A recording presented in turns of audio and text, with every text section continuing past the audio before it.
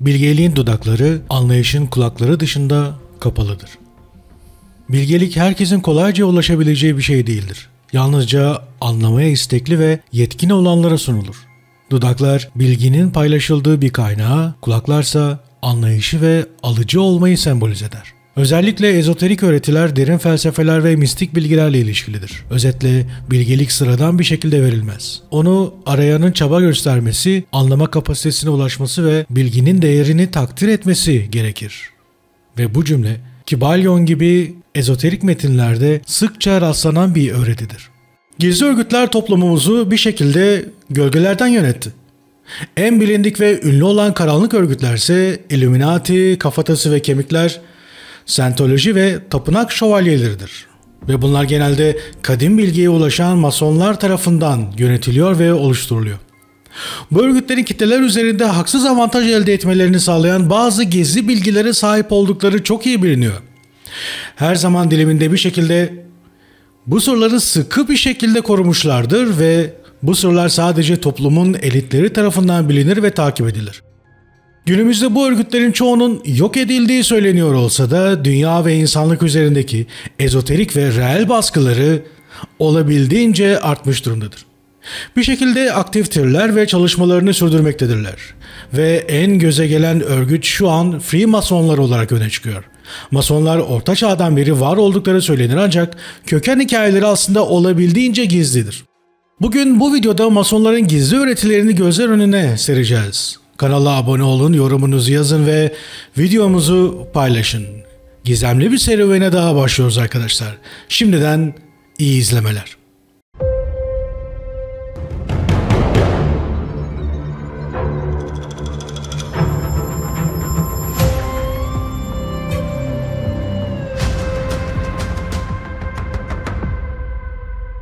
Masonluk tarih boyunca pek çok tartışmaya konu olmuş, gizemli bir aura ile çevrelenmiş bir organizasyon. Kimine göre insanlığın ilerlemesi için çalışan bir düşünce ekolü, kimine göre ise gizli güçlerin kontrolünde dünyayı yöneten bir mekanizma. Masonluk gerçekten nedir? Gerçekten dünyayı yöneten gizli bir kardeşlik örgütü mü yoksa sadece entelektüel bir topluluk mu? Bu sorular yüzyıllardır cevap arayanların zihnini kurcalıyor ve bu konuya ilgi duyulmasını sağlıyor. Bugün Masonluğun perde arkasına bakacak, hem tarihsel hem de ezoterik boyutlarını keşfedeceğiz. Ve olabildiğince 33. dereceye çıkacağız. Masonluğun kökenlerine indiğimizde onun sıradan bir topluluktan çok daha fazlasını ifade ettiğini görüyoruz. Resmi olarak modern Masonluk, 1717 yılında Londra'da kurulan Büyük Londra Locası ile başlasa da kökenlerinin çok daha eskiye, Antik Mısır'daki tapınak ustalarına ve Orta Çağ'daki taş ustalarına dayandığı söylenir. Bu taş ustaları sadece yapı inşa etmekle kalmıyor, aynı zamanda bilgi ve felsefeyi yapı taşları olarak gören bir zihniyeti temsil ediyordu. İşte Masonluğun temel taşları da tam burada, semboller ve metaforlar üzerinden inşa edilmiş bir düşünce sisteminde yatıyor. Peki bu kadar güçlü bir oluşum için sembolizm neden bu kadar önemli? Masonlukta semboller sıradan işaretler değil, bilginin gizlendiği ve sadece bu bilginin şifresini çözebilecek kişilere açıldığı kapılardır. Örneğin ünlü Gönye ve Pergel sembolü, Masonların dünyayı ve insanlığı nasıl anladığını yansıtan birer kod gibidir. İlginç olan bu sembollerin sadece Masonlar arasında değil, toplumsal hayatta da kendini göstermesidir. Örneğin Amerikan dolarındaki her şeyi gören göz ya da Washington'daki mimari yapıların masonik izleri, ki dünyanın dört bir yanında bulunuyor, bu sembolizmin toplumda ne kadar etkili olduğunu açıkça ortaya koyuyor. Masonluk yalnızca ezoterik bir bilgi sistemi değil, aynı zamanda bir felsefe ve yaşam tarzıdır. Masonlar kardeşlik, eşitlik ve özgürlük ilkelerini temel alarak bir araya gelirler.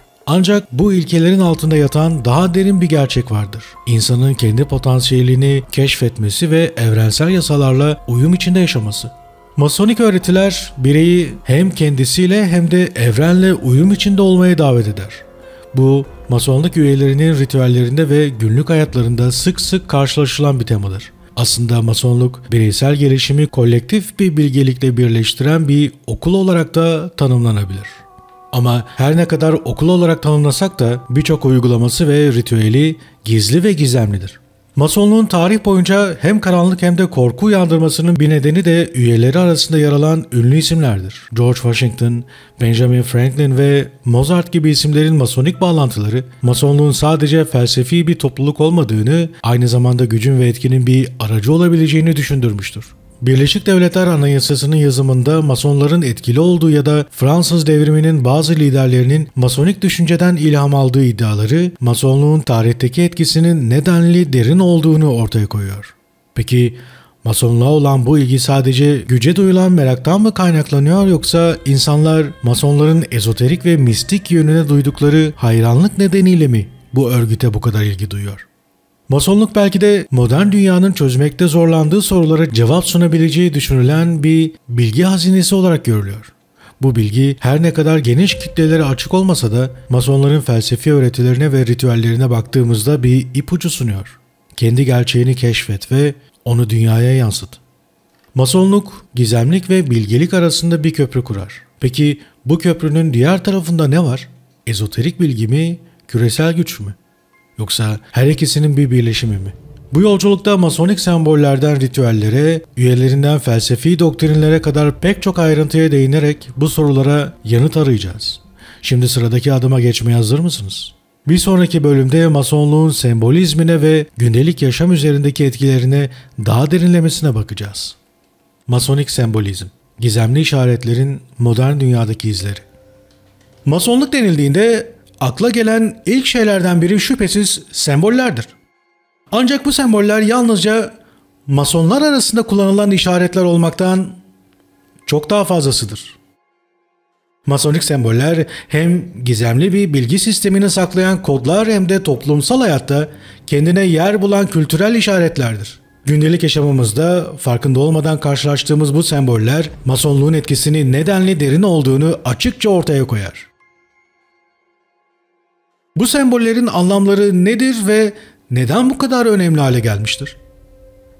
Masonik semboller özellikle mimaride ve para birimlerinde sıklıkla karşımıza çıkar. Örneğin Amerikan dolarındaki her şeyi gören göz ve piramit masonik öğretilerle oldukça yakından ilişkilidir. Bu semboller sadece gücü değil, aynı zamanda bilginin ve ilahi düzenin sembolleridir. Masonik öğretilerde her şeyi gören göz, evrensel aklın, Tanrı'nın veya evrenin bütünlüğünü temsil eder. Peki bu sembollerin gündelik hayatta bu kadar yaygın olması sizce bir tesadüf mü, yoksa masonik etkilerin toplumun derinliklerine nüfuz ettiğinin bir göstergesi mi?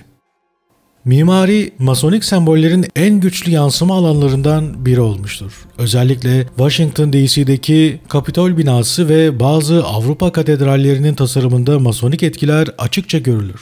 Bu yapılardaki geometrik düzen, simetri ve kullanılan semboller masonluğun düzen ve dengeden ilham alan felsefesini yansıtıyor. Örneğin masonların en bilinen sembollerinden biri olan gönye ve pergel, insan hayatını düzenlemek ve dengede tutmak için gerekli olan temel ilkeleri temsil eder. Bu semboller mimaride yalnızca estetik bir unsur değil, aynı zamanda metaforik bir hikaye anlatıcısıdır. Masonik semboller sadece fiziksel değil, aynı zamanda manevi bir rehberlik sunar. G harfi masonik gelenekte geometri ve tanrı kavramlarını birleştirir. Geometri, evrenin düzenini anlamanın anahtarı olarak görülürken, tanrı bu düzenin kaynağıdır. Bu sembolizm, masonların evreni hem bilimsel hem de manevi bir bakış açısıyla anlamaya çalıştıklarını gösterir.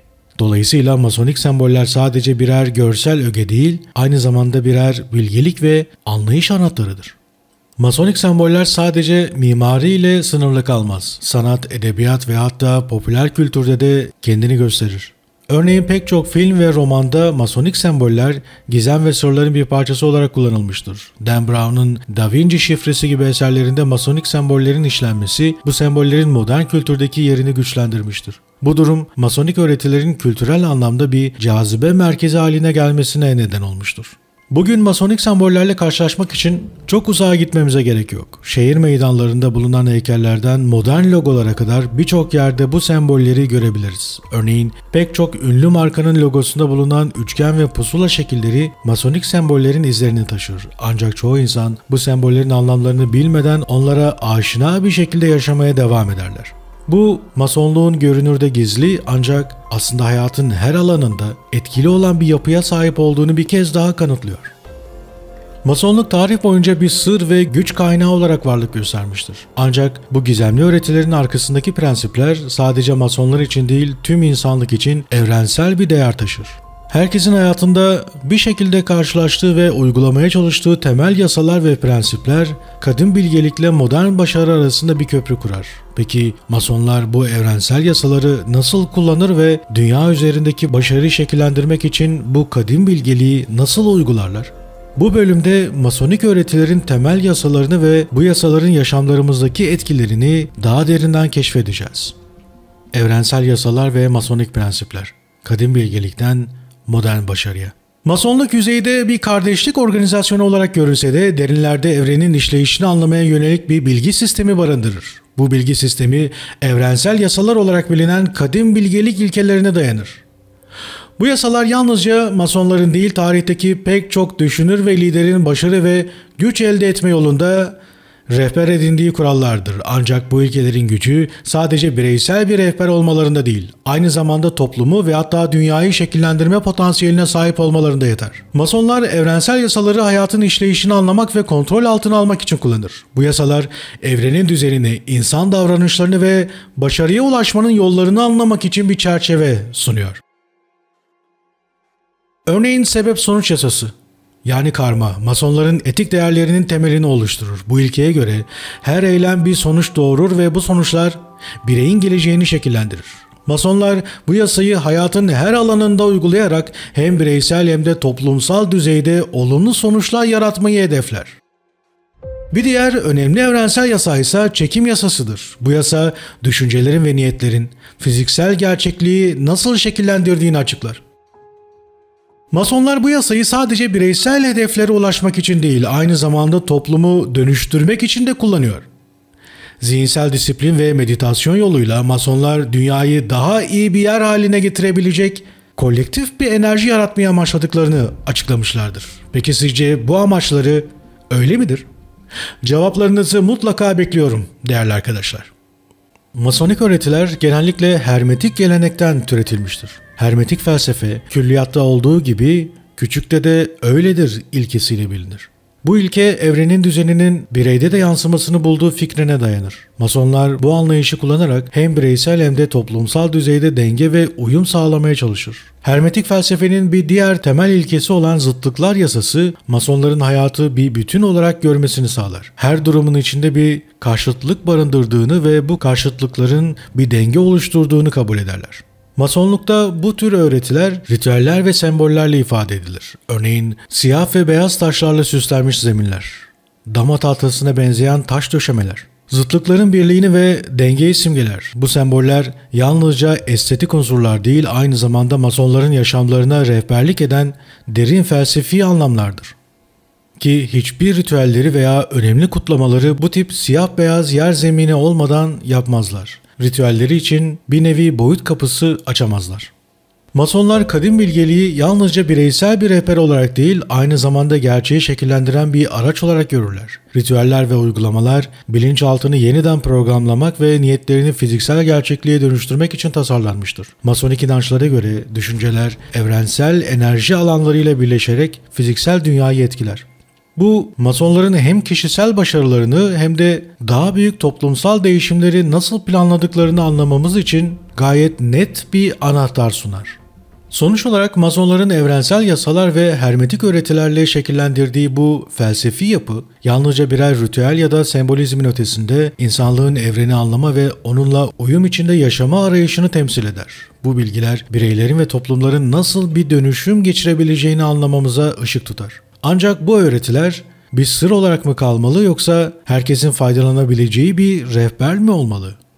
Ki bunların birer sır gibi saklanıyor olması ve hiçbir Masonun yaptıklarını itiraf etmemesi ve dahası sonuna kadar inkar etmesi hem yeminlerinin bir parçası hem de zaten gerekli cevabı veriyor olduğunu görebiliriz.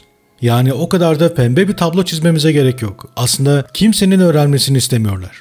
Bir sonraki bölümde Masonların bu kadim bilgeliği nasıl uyguladığını ve ritüellerle gerçekliği nasıl şekillendirdiğini daha detaylı inceleyeceğiz. Is curious. And I don't mean curious weird, I mean intellectually curious.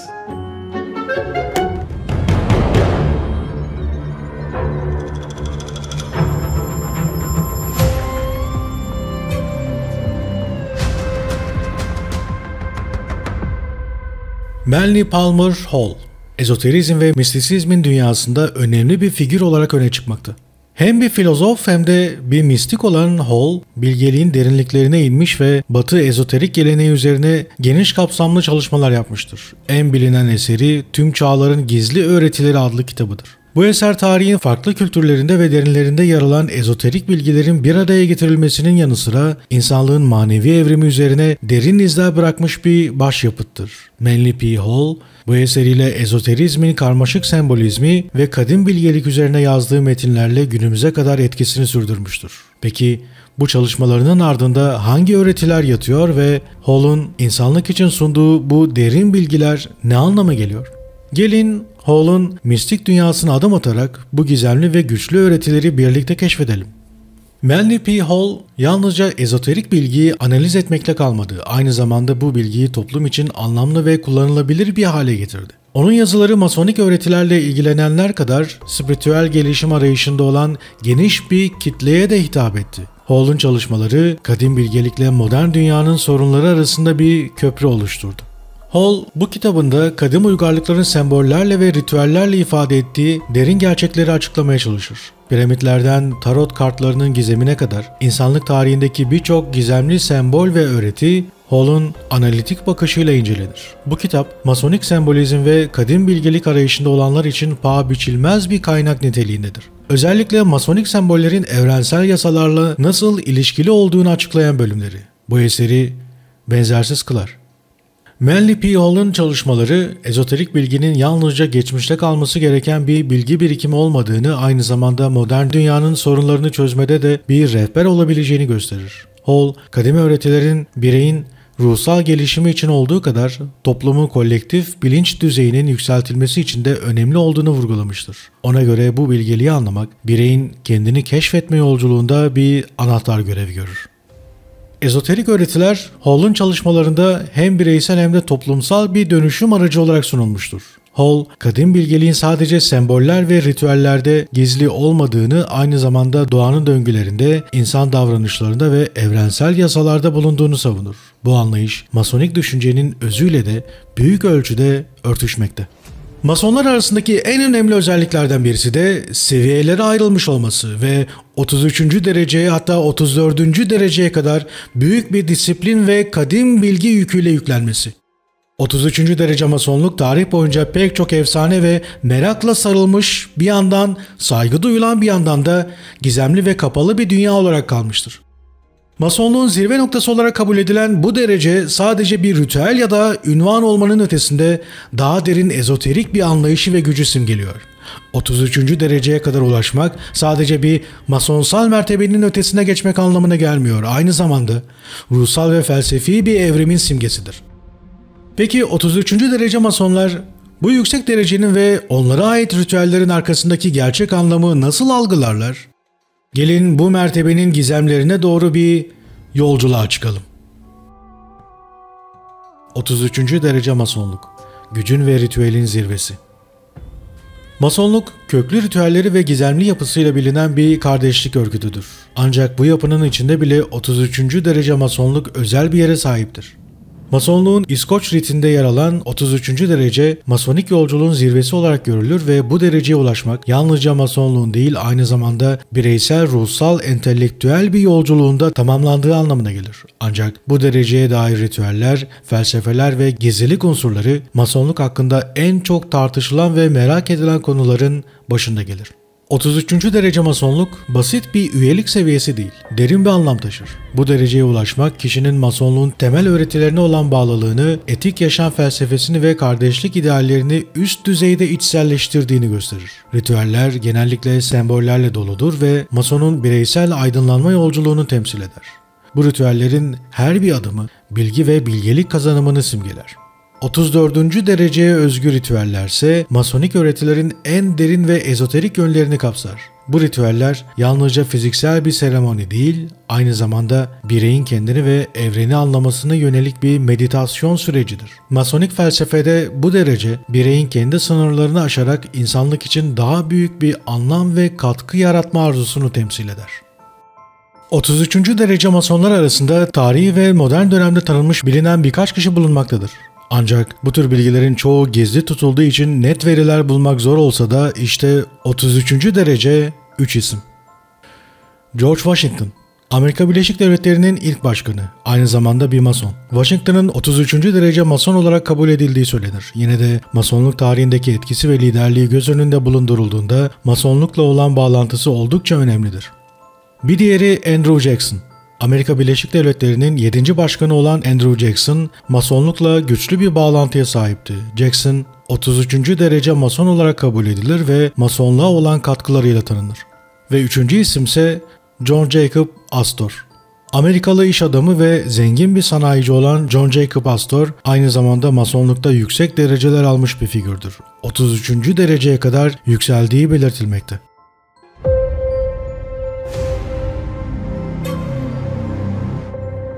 ...33. derece masonluk birçok insan için sadece bir merak konusu değil, aynı zamanda güç ve etkili bir sembol olarak algılanır. Bu dereceye ulaşan masonlar genellikle toplumda yüksek statüye sahip kişiler arasından seçilir. Ancak bu durum sadece dışsal bir başarı göstergesi değildir. Masonik öğretiler 33. dereceye ulaşmanın bireyin kendi içsel gücünü keşfetmesi ve bu gücü başkalarına hizmet etmek için kullanması gerektiğini öğretir. Gizlilik 33. derece masonluğun temel unsurlarından biridir. Ritüellerin ve öğretilerin detayları sadece bu dereceye erişenlerle paylaşılır. Bu gizlilik dış dünyada masonluğa yönelik birçok spekülasyonun ve yanlış anlaşılmanın kaynağı olmuştur. Ancak masonik bakış açısına göre bu gizlilik bilgiye saygı göstermek ve onu hak edenlere vermekle ilgilidir. Masonlukta 33. dereceye ulaşmak aynı zamanda liderlik kapasitesini de temsil eder. Bu dereceye sahip masonlar genellikle kardeşlik içinde rehber ve lider olarak görülürler. Onlar sadece ritüelleri anlatmakla kalmaz, aynı zamanda masonik ilkeleri hayata geçirme konusunda örnek teşkil ederler. Bu liderlik yalnızca bir topluluk içindeki rolle sınırlı değildir. Aynı zamanda toplumun genelinde etik değerlerin savunuculuğunu yapmakla da ilgilidir. Çok önemli bir noktaya geldik arkadaşlar. Evrenin sırlarını anlamak insanlığın en eski hayallerinden biridir. Kybalion, bu hayalin derinliklerine inen bir rehber, evrenin dokusunu ve işleyişini anlamamıza yardımcı olan kadim bir bilgelik kitabıdır. 7 hermetik ilkenin kapılarını aralayarak, gerçekliğin ardındaki gizli düzeni ve insanın bu düzende oynadığı rolü ortaya koyar. Peki bu ilkeler yalnızca felsefi bir teori midir yoksa yaşamınızı değiştirebilecek kadar güçlü bir hakikati mi taşıyor? Gelin Kybalion'un kadim öğretilerine doğru bir adım atalım ve evrenin işleyişine dair perdeyi aralayalım. Kybalion, hermetik bilgelik ve 7 evrensel ilke. Evren zihinseldir. Tüm gerçeklik büyük bir zihinsel yapının içinde var olur. Bu etkileyici cümle Kybalion adlı eserin merkezinde yer alan bir anlayışı özetler. 1908 yılında 3 baş rahip The Three Entities adıyla anonim olarak yayınlanan bu kitap, hermetik felsefenin gizemli bilgeliğini modern dünyaya sunan bir başyapıttır. Kybalion, evrenin işleyişine dair 7 evrensel ilkeyi özetleyerek insanlara yaşamın sırlarını anlamada bir rehber sunar. Ancak bu 7 ilkenin arkasında insan zihnini büyüleyen derin bir mistisizm ve bilgelik yatar. Peki Kybalion neden bu kadar özel ve bu kitabın ardındaki sırlar neler? Gelin birlikte göz atmaya çalışalım. Kybalion köklerini hermetik felsefeden alır. Hermetik öğretiler Antik Mısır'da Tot, Antik Yunan'da ise Hermes Trismegistus olarak bilinen efsanevi bir figüre atfedilir. Bu öğretiler fiziksel dünyanın ötesine geçerek evrenin ruhsal ve zihinsel doğasını anlamayı amaçlar. Kybalion'un öğretisi evrenin bir enerji, zihin ve bilinç deryası olduğunu savunur. Bu anlayış sadece fiziksel gerçekliğin ötesine geçen bir bilgi değil, aynı zamanda modern bilimle de kesişen bir derinliği içerir. Kuantum fiziğinin de sıkça ele aldığı gözlemcinin gerçekliği şekillendirmesi fikri, Kybalion'un ilkelerine çarpıcı bir şekilde paralellik gösterir. Kybalion'un gizemi, evreni ve yaşamı açıklayan 7 prensipte yatar. Her biri hayatın bir yönünü anlamaya ve onunla uyum içinde hareket etmeye odaklanır. Zihinsellik prensibi. Her şey zihinseldir. Evren devasa bir zihnin içinde var olur. Bu ilkeye göre fiziksel dünya bile düşüncenin bir yansımasıdır.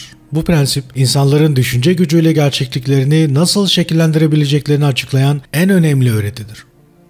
Eşlik prensibi. Yukarıda ne varsa aşağıda da o vardır. Aşağıda ne varsa yukarıda da o vardır. Mikrokozmozla makrokozmoz arasındaki bu ilişki evrenin farklı seviyelerindeki yansımaları anlamamıza olanak tanır. Titreşim prensibi. Her şey hareket eder. Her şey titreşir. Atomlardan yıldızlara kadar her şey titreşimsel bir enerjiye sahiptir. Bu ilke varoluşun temelinde enerjinin olduğunu ve farklı titreşimlerin farklı gerçeklikler yarattığını açıklar. Kutup prensibi.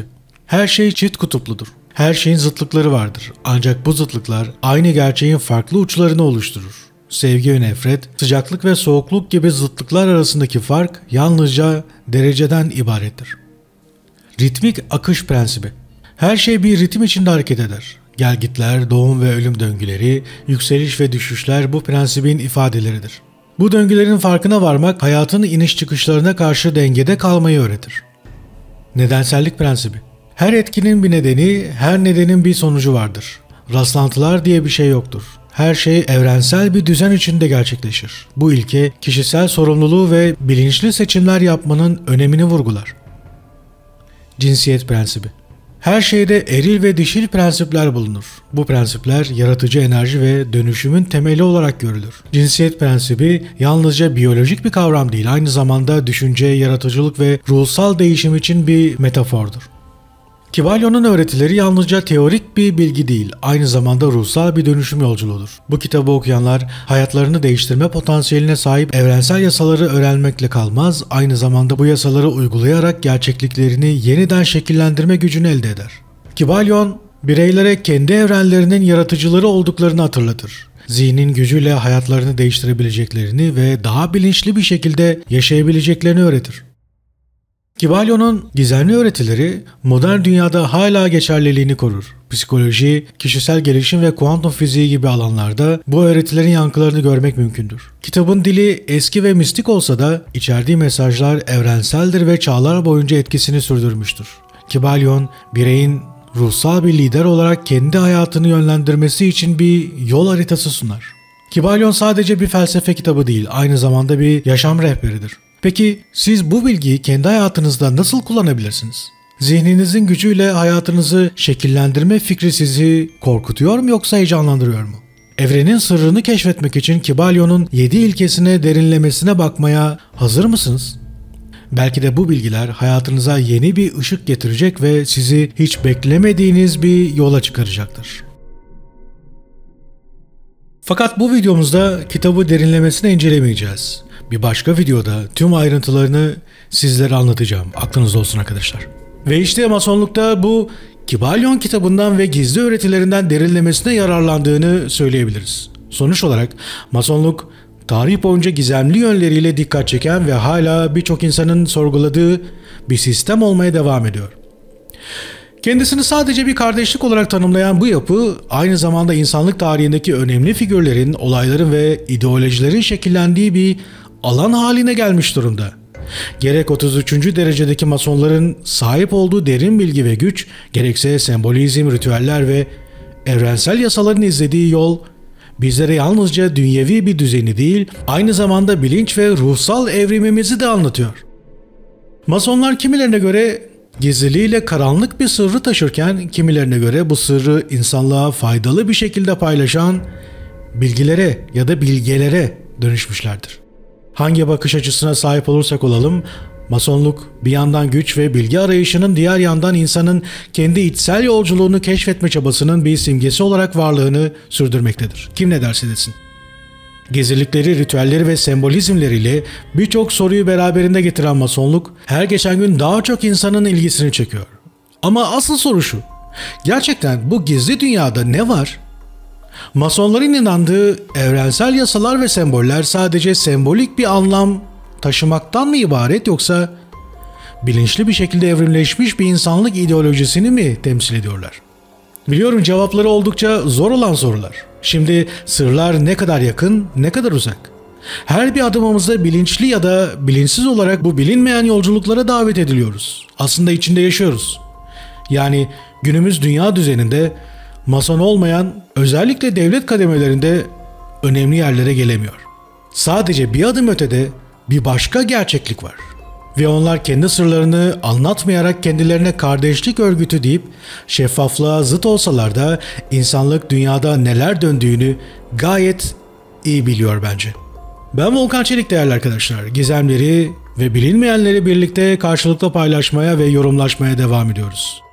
Aklınızdan geçen düşünceleri ve masonluk üzerine edinmiş olduğunuz birikimleri, bilgileri yorumlarınızda benimle paylaşmanızı bekliyorum. Bu konuyla ilgili bir devam videosu daha yapacağım ilerleyen tarihlerde ve yazacağınız içerikler, yorumlar, düşünceler ya da bilgiler o videomun oluşmasında, yapım aşamasında önemli bir paya sahip olabilirler. Aklınız olsun. Yeniden görüşeceğiz. Hoşça kalın.